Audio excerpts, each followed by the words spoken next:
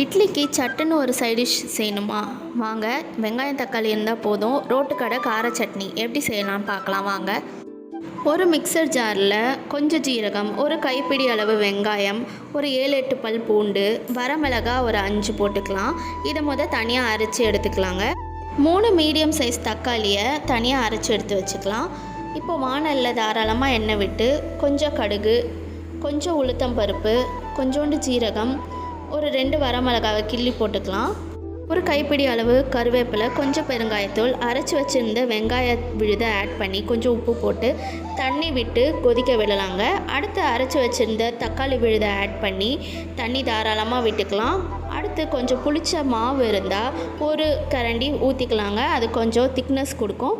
கடைசியாக கொதிச்சோடனே கொத்தமல்லி தழை தூவி இறக்குனா சூப்பரான ரோட்டு கடை கார சட்னி ரெடி.